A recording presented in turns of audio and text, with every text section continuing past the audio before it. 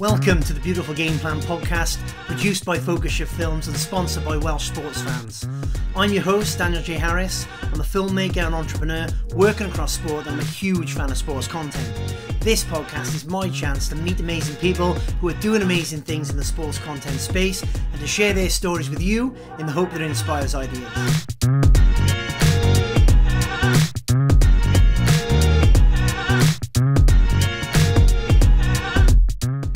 And now I've got Will Morgan of Tor Sports. Will, welcome to the Beautiful Game Plan podcast. Tell us how Tor Sports began and your journey into becoming an entrepreneur. So I started Tor Sports during lockdown, April 2020. It was never really supposed to be what it's becoming. I was in a full-time job in engineering. I was doing quite a bit of work with my club, Rogerstone Football Club. Trying to make a new kit, trying to make something a little bit different. Went out to a few different suppliers, came back with some good quality kit, and we ran with that. So from the first season of us playing in that, just had inquiries from other clubs and thought, yeah, I'll make a few quid on this, something to do on the side.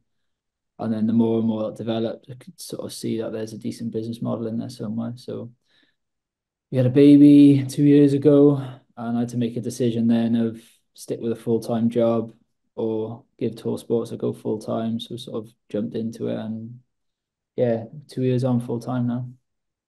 And you said to me before when we spoke that you were working in engineering, your dad's an engineer, and Yeah, there's a little bit of, do you really want to do this? Is this the right decision for you?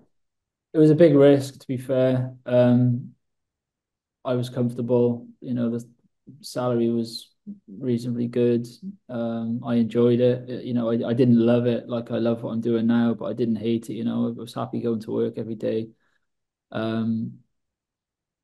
It was just something about working for myself, making my own decisions, taking my own risks was just something that I've sort of always wanted to do.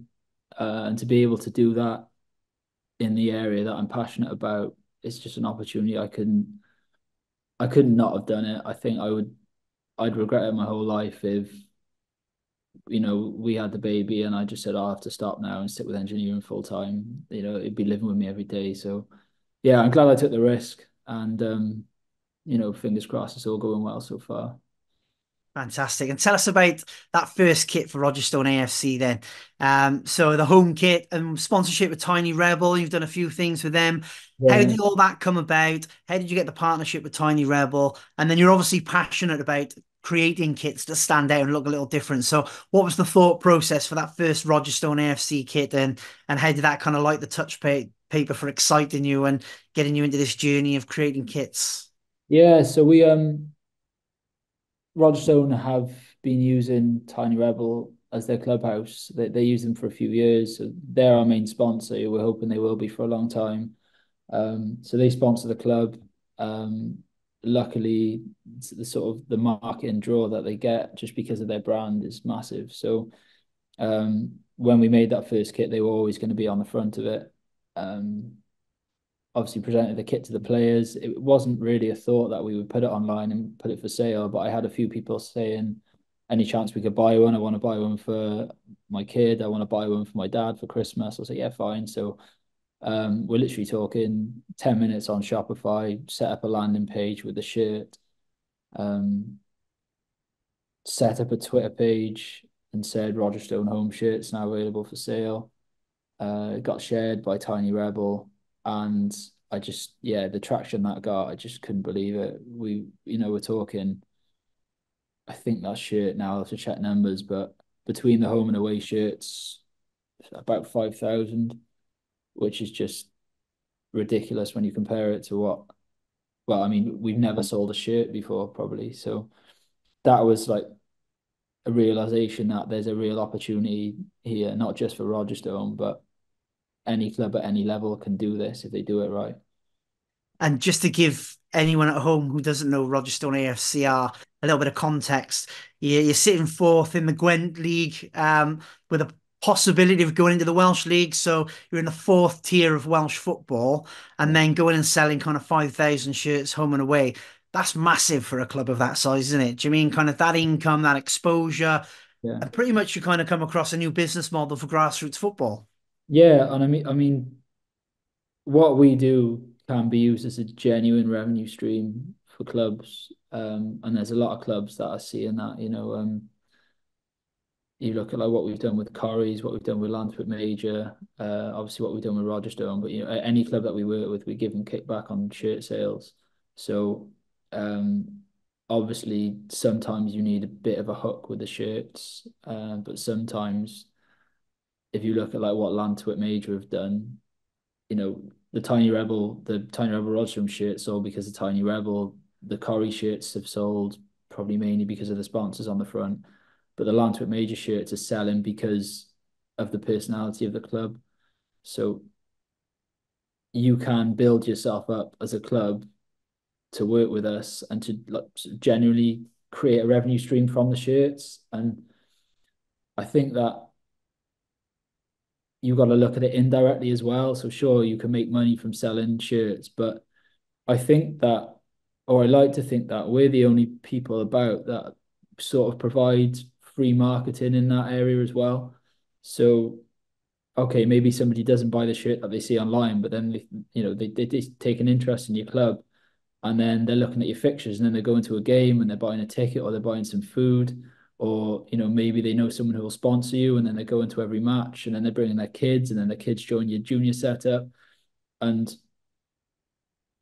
yeah, I just think that we, alongside providing a good quality product, we also provide good marketing, which indirectly can lead to growth of clubs. So we're just always looking at ways that the service we can provide can help clubs outside of just providing kit. Yeah, I think it's very much a collaboration, isn't it? Where it's kind of Yeah, win-win for you and for the club. You're creating a kit that looks a bit different, that stands out, yeah, that looks interesting, that's got interesting sponsors. You yeah, then providing a platform to sell those shirts, where some of the money from the shirts go into the club, which helps them kind of increase their revenue. And both of you kind of side by side are building a brand, building visibility in the marketplace. And yeah, again, kind of Newport Corries are in the fourth tier of Welsh football again, same as Rogerstone, but they've got a fantastic club with I think it's three men's teams, junior sections, and all the rest of it. And the sponsorship that they've got is they've got a fantastic away shirt sponsored by Skindred, a local Newport band. And then Benji at Skindred have been promoting that as well. You've obviously built that shirt around the kind of Skindred brand, and yeah. then that sells. And then is it the GLC as well, the kind of Newport rappers? Their Mm. sponsors on the home shirt. So between those partnerships of GLC and Benji Webb and their visibility, the Corries and yourselves, there's an opportunity for three different Newport brands, four different Newport brands even, to kind of work together to support grassroots football, grassroots clubs, and a kind of local company like yourselves kind of facilitating and supporting along the way. And that's what it's about. Everyone wins. The sponsor, traditionally you could sponsor a shirt and it would go on, just like a plain blue, a plain yellow, whatever. It goes on a plain shirt, nobody buys it. It's worn every Saturday, seen by a few people on the side, and you don't really get anything back from it. Now, um, like we could go back to Tiny Rebel and say, yeah, you sponsor us every year, but you're actually getting something back. We sold thousands of shirts across the world with your logo on the front. If I was a business and I could see that, then you're getting genuine value out of the sponsorship you're providing. And I think traditionally sponsors give to clubs out of goodwill. I think it tends to be somebody's friend, somebody's dad, somebody's brother, or a player at the club will say, "Oh, yeah, I'll chuck you a few £100 for the new kit," but they don't really expect anything back from that. But now they can get something back from it, and I think to really work commercially as a club, you need to offer sponsors value for sponsorship. Otherwise, they don't really get anything from it, and now they can. That's it. And I think back when I was playing kind of 20 odd years ago, Christchurch Hamden in Newport, we kind of I think we had a yellow with a navy trim home kit and a navy with yellow trim away kit. might have wore the same kit for 3, 4 years, and the Yeah. first and the second team would alternate kind of which one they're wearing. The Mm. logos are fading. They're all kind of bog standard, off the shelf sort of kits. They don't stand out. The sponsor doesn't get any value. Whereas the game's changed a little bit, haven't it? Like when I was talking to James Watts, head of commercial at Swindon Town, he's talking about it's no longer you're a local businessman, do the right thing, put a couple of £100 into the club, and put your logo on it, and you don't get anything back. It's Yeah. collaboration. It's how can we create something which provides value for both of us, for the Yeah. sponsor, for the club, and then kind of the third party with yourself as well. So rather than buy an Adidas kit off the shelf that's black with white stripes that looks no different from anything else, you're creating unique kits that stand apart. There's Mm. collectors all around the world that like finding funky and unique kits. There's Yeah. people in the local area that might want to buy it as well and support the club because you can't sell tickets at games at this level. You haven't got the facilities for selling match day programs and hot dogs and drinks at a lot of these clubs. But a Yeah. shirt is something that someone in the local area can buy. And if you've got a club with 3 men's teams, 5 junior teams, you've probably got a network of about 300, 400 people in and around that that could buy a shirt. And then if £10 from every shirt goes to the club, all of a sudden you've raised a couple of £1,000. That pays for pitch fees or referees or whatever it is for the season and provides a genuine income for the club, which supports the club and helps them grow. And how many more kind of clubs are you working with? And what other interesting stories have you come across in this space? Um, I'd say we're probably working with north of 50 clubs now. I haven't sat down and looked through it, but there's a few that was still in the process of getting designs together for the summer. Some really exciting ones that I can't really talk about yet, but you'll see about that over the next few months as sort of pre-season starts. Um, yeah, so we'll be looking at then clubs that do have fan bases. So we've obviously shown that the model we have now can work for clubs that have 20 people on the side. So you can make money not necessarily from your fans, but you can make money from the general public. You get a nice shirt with a nice design, and people will buy it, and you can make some money off that. So it's really interesting now to see what will happen in the summer when you go to a club with a fan base, and you know how much money will they make from that, as well as outside of their own network. So yeah, that's sort of where this summer's going, and I'm quite excited to see the results of it. And can you tell me a little bit more about where some of the designs came for Llantwit Major? So they've got a Mr. Blobby goalkeeper kit. Yeah, There's the Jurassic Park. Is it away kit or third kit, which I feel Welsh football fans and Eat Sleep Media kind of sponsored for this season as well? And you've yeah. turned it inside out, and there's a dinosaur on the inside, so you can put your shirt over your head, and the dinosaur face is there. How'd you come up with these ideas? It's yeah, it's just always ridiculous. Always sort of sometimes their ideas, sometimes our ideas, sometimes our designers' ideas, and it's just trying to be more ridiculous every time. We're working on the new goalkeeper kit now. They did a competition over the last few weeks to get some designs from the general public on Twitter, and then put something together based on the winner. And I think we might be topping it with a goalkeeper's kit again. It's just I like how they're brilliant to work with. We're just completely on the same wavelength with it.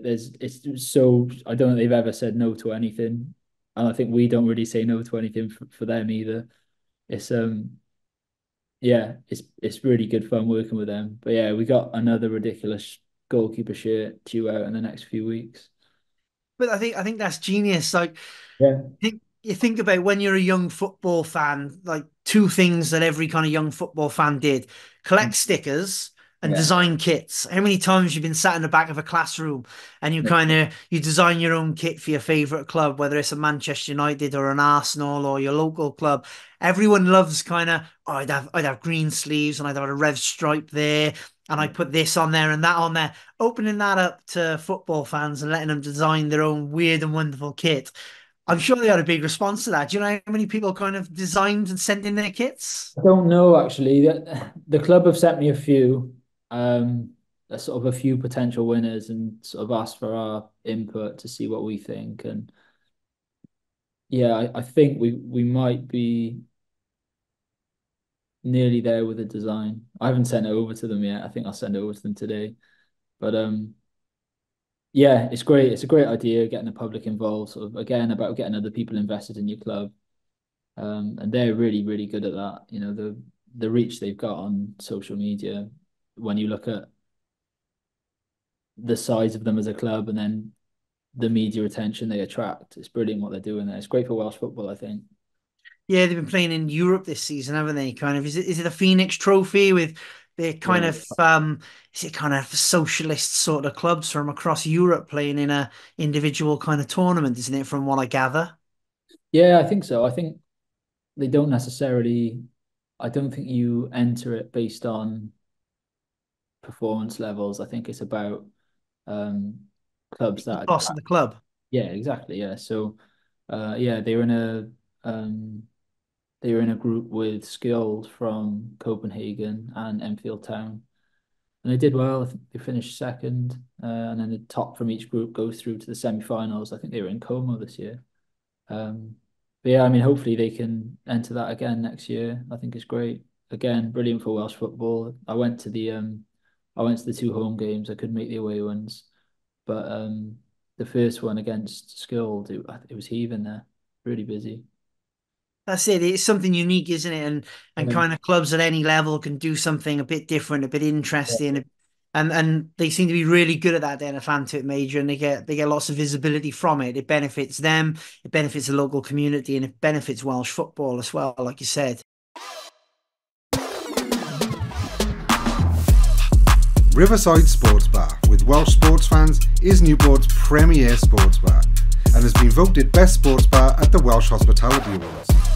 With a range of huge TVs, an incredible food menu with burgers, dirty fries and much more, including vegan options, it is the place to watch sport. Visit www.riversidesportsbarnewport.com to find out more.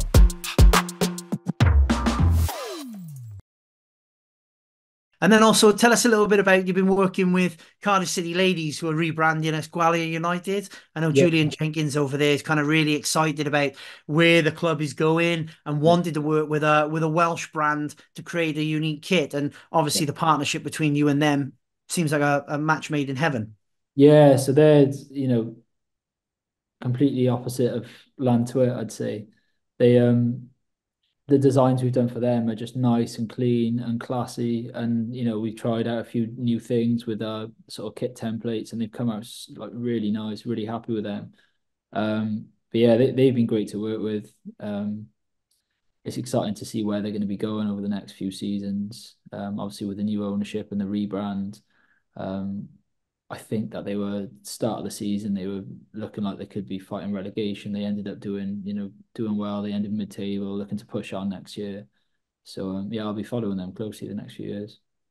Yeah, I met up with Julian not so long ago Yeah, when he just took over the club and their yeah, ambitions, what they want to do, how they want to do it, why they want to do it. There's a really exciting story there in kind of women's football and Welsh football as well, because they're yeah, the only Welsh women's team playing in the English system, aren't they? So there's an opportunity of a us against them sort of mentality in that league and flying the flag for Wales wherever they go. So yeah, I'll be following their story as well. yeah, yeah. No, it's really exciting. I think I'm really pleased to be involved in it, and I'm really pleased that um, they chose to sort of use us as their supplier for it. They got in touch with us over it sort of midway through this season. Um, Went for a chat with Julian. We get on really well. We're on the same page with everything. Um, and yeah, I think they're happy with the product. They said they played in it for the first time last game of the season, which was about 2 weeks ago, so on Sunday. But yeah, it's all come out really well. Fantastic. And then in terms of being involved with the running of a club, like you've mentioned that you're part of the team there at Rogerstone AFC. So you play for the club, you're Yeah. part of the kind of the management structure of the club. Tell us what that's like.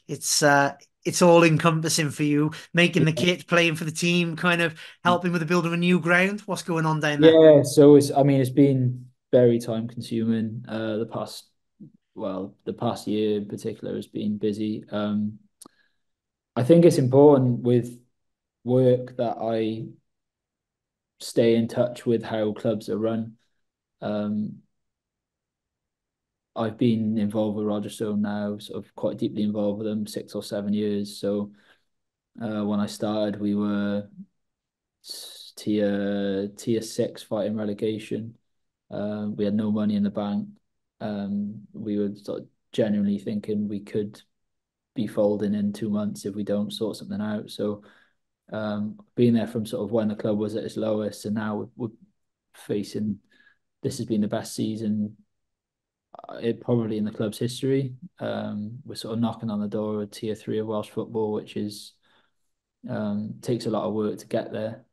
But yeah, I think from being involved in it and understanding the processes, it means that I'm more in touch with how other clubs operate, and I'm always getting ideas of things we can do to help other clubs in the same position as Rogerstone. So it definitely helps me run the business. I like to convince myself that is sort of I'm getting value out of it because it's taking up so much of my time.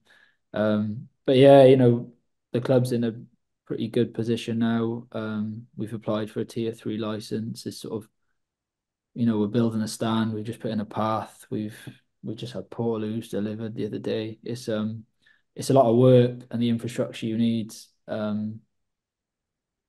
normally would take a lot of time. We picked that pitch up a year ago, and it was in a pretty bad way. So we've done a lot of work to it in a short space of time.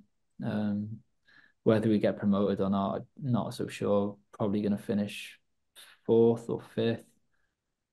So it depends on what happens above us, and depends on how many people get promoted. But at least we'll sort of be ready if it happens. But if not, there's always next year. Yeah, well, you're laying the foundations for future success, I Yeah. think, aren't you? And me and you spoke before about clubs at this level need to have a revenue stream. Do you know what I mean? So whether it's like a clubhouse or a burger van or selling of shirts, a small revenue stream can make a massive difference to a grassroots club and help them to put in some of those building blocks to get to that next level. So how have you financed the ground and the developments? Kind of have you tapped into grants and funding and support? How easy is that as a process? We've just redeveloped the changing rooms. They weren't fit for purpose at all. I think there was 4 showers to be shared between home and away changing room. There was no officials changing room.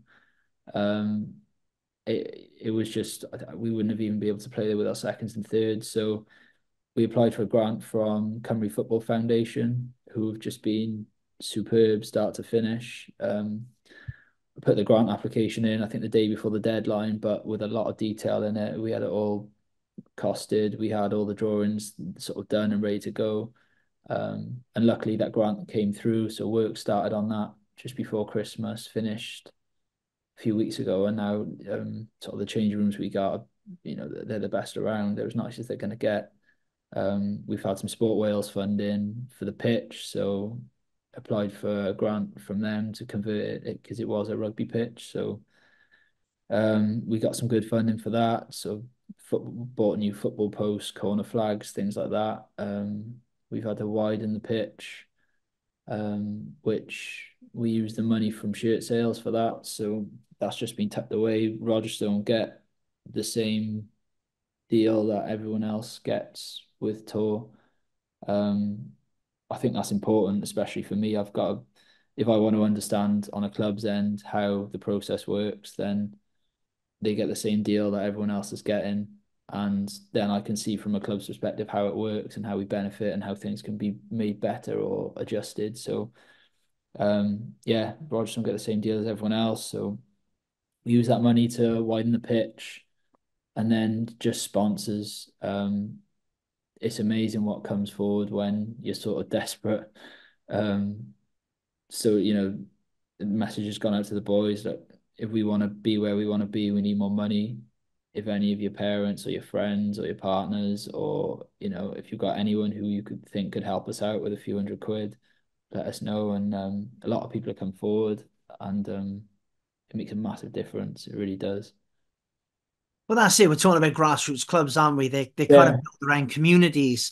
yeah, There's friends, there's family, and when you're kind of in a situation where you need a little bit of support from that community, there's people willing to kind of step up and come forward and help the yeah, club, because they see the value of it. They're a part of it. Their friends and family are a part of it, and they want to see it. They want to see it be successful. So yeah, I wish you all the best with that. I know it's not easy to run a grassroots club, and yeah, hopefully that works out well for you. But I found it really interesting. You said like for you to be part of running that club helps you in your business because you're not just a kind of businessman at this level providing a service.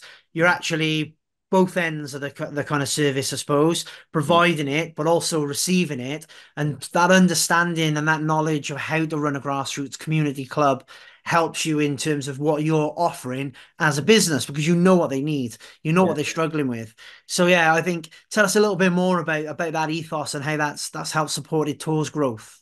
So I think most of the people that I deal with at other clubs are in the same position as me at Rogerstone. So I feel the pain of having to do a lot. I feel, but I also understand that people also love it. We're like-minded. We're on the same wavelength generally. So um, I think it's important that I stay in touch with it so that, things will always change. The structure of leagues will always change. The challenges that we face will always change. But I think those challenges tend to be faced across the board. Um, so I've got to stay in touch with that so that I'm always up to date with it. I'm always thinking about ways we can help with it. Um, but yeah, I think it's the best part about doing what I do, I think, is the people you meet at other clubs. Anybody, I think, who gives their time up for free for a good cause, they're good people. And I've met a lot of good people, made a lot of friends actually doing this, and it's 100% the best thing about it. Yeah, I think most of these clubs are run by volunteers, aren't they? And it goes back to that sense of community. They played for the club once upon a time. Now they're in a position to help and support and or Yeah, their children, their partners, somebody plays for the club. So yeah, you've got a lot of people that are giving up their time to support the club, to watch the club, and to try and find success. So yeah, there's definitely a sense of fulfillment in working at grassroots sport. That's for certain. yeah, but I think Welsh football is exciting at the moment. I think people are finding it maybe a little bit harder to how do I think the word is it's getting I think that the top level of football is becoming more and more out of touch with the general Normal public. people. Yeah. I think that's it. And I think that the market there is a massive gap in the market there that Welsh football needs to fill. Um, I'm much more invested in the Welsh football leagues now than I used to growing up. It was all just the Premier League. It was all I was interested in. I would never have thought of going to watch a club around here, but now if I get a Saturday off, I don't sit down and watch the telly. I'm out watching a game around here, and I think there's definitely growth there at the moment, and I think it's really exciting to be involved in it. And yeah, definitely over the next few years, it'll be really interesting to see where that goes. Yeah, I absolutely agree with you there. I think Premier League football and the money involved and VAR, it's just Yeah, so far removed from the average person's life and the kind of grassroots game. And lots yeah, of people feel a disconnect. Whereas the grassroots game, watching on your local park, watching local boys kind of playing against one of their local girls yeah, as well. Do you know what I mean? There's a sense of community and it's a sense of fulfillment there that you don't get from watching a multi-million pound player kind of rolling around on the ground and then 5 minutes to watch VAR to see if his tiptoes or his armpit were offside. I think yeah, there's so much more kind of wholesome in a way, isn't it? Kind of grassroots football. And Wales has got some fantastic clubs and some great stories and some beautiful grounds to visit as well. So I think it's becoming a little bit of a hotspot for ground hoppers as well, coming and seeing something a bit different. but yeah, I mean, Welsh football is there, is, is sort of living and breathing, and the biggest job is making people know that it's there and showing them what they could be experiencing on a weekend. So I think we've got to take some responsibility for doing that, for making sure that people know that it's there, because I think when people go watch a few games, they'll fall in love with it. I think that's just the way it works. But there's got to be a drive on making sure people are aware of it and becoming invested in it and becoming interested in it. And through what we do, we've got an opportunity to play a part in that. Absolutely. Yeah. And I think there is a lot of potential there, like you said. And I think it's a bit closer to the beautiful game in Yeah. kind of grassroots football, isn't it? Than kind of multi-billion pound kind of clubs that are kind of run shambolically, despite the amount of money that kind of goes through the doors there. And Yeah. that sense of community, I think, is quite important at that grassroots level. Yeah. So we're just kind of coming towards the end now, and I just kind of wanted to get an idea of what the future looks like for Tor Sports. You're very kind of entrepreneurial. You're very passionate about what you do. Where do Yeah. you want to see Tor Sports go over the next couple of years? So the drive really is to grow within Wales primarily. So we're looking, obviously we've got a nice hub in sort of in the Gwent area now. We've got some clubs out in Cardiff, some clubs further out west. But trying to get a real sort of foothold in Wales. So we're going to push out, try and get out into West Wales a bit more, try and push up into North Wales a bit. Want to become sort of a known brand within Welsh football. To do that in terms of capacity, we're fine now. We've done a lot of work over the sort of quiet periods to make sure we can deal with the workload we're expecting over the next summer. It's going to be pretty busy. But then we're also looking at ways we can help, basically, sort of, as we've been talking about through this podcast, finding other ways that we can help clubs out, looking at the challenges, looking at what we can provide to make sure we can help clubs overcome it. So a few things we're working on, a few things that we're hoping to have ready over the next few months, a few things that might not be ready for the next few years. But just always looking at ways we can provide a better service, really. Fantastic. And so where can people find out more about you and about Tor Sports? What's the social media handles or the website? So social media is at Team Tor Sports. We've got Facebook, Twitter, Instagram. Head to our website, is tor-sports.co.uk. There's a contact us page. You can drop us an email. Try and get back within 24 hours to most emails, most messages. So we're expecting a big summer, but we got capacity. We can take on more clubs. So get in touch if you're looking out. And it'd be great to catch up with some more people. Fantastic. Thank you very much for your time, Will. And thank you very much for those at home for listening and watching. We hope you've found this interesting. And if you want to get in touch with Tor Sports and talk about having your own weird and wonderful, unique kit, then Will's your man. Thank you very much for listening and watching. Thanks.